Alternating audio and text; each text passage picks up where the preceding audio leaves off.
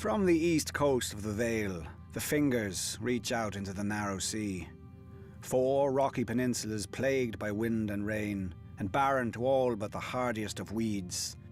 The ancestral home of House Baelish.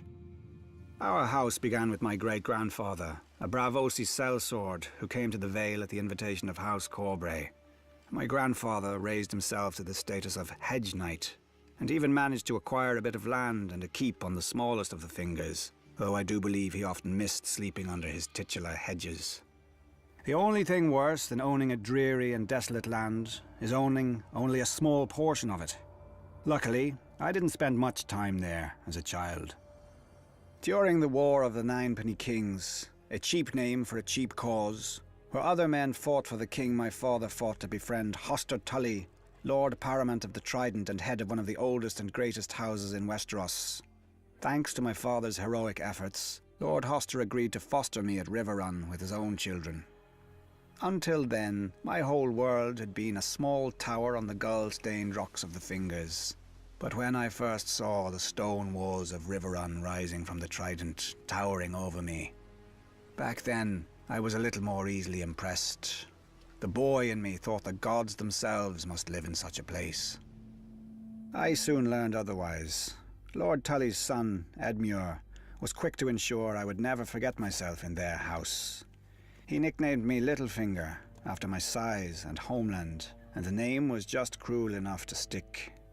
His sisters, Lysa and Catelyn, made me a pawn in their kissing game, traded back and forth between them for practice.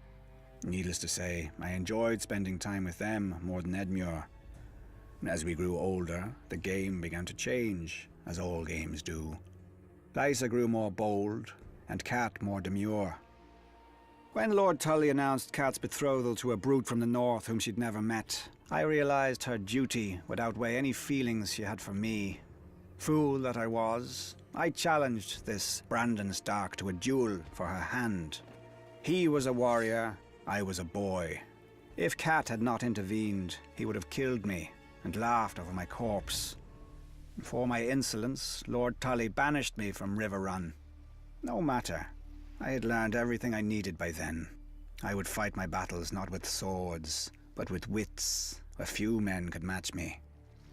Even then, House Baelish might have died out on the rocks of the Fingers. I was again a poor lord, with no allies and no prospects, except, if I were lucky, the daughter of a middling merchant. Then, opportunity arose. The Mad King executed that Brandon Stark and incited a rebellion. My old friend, Lysa Tully, was married off to Jon Arryn, Lord of the Vale, to cement the alliance against the Iron Throne, bringing her within my circle again.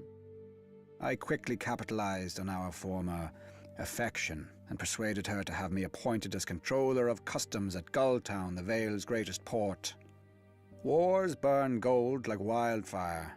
When I increased the port's income tenfold, her husband took notice of this lowly lord from the Fingers, and when the new and profligate King Robert needed a master of coin who could find gold where no one else could, why, Lord Arryn knew just the man. Once, House Baelish had no lands, no name, and no gold. Now we have quite a lot of each. What new rung will the next generation climb? Let us not be hasty. I'm not finished yet.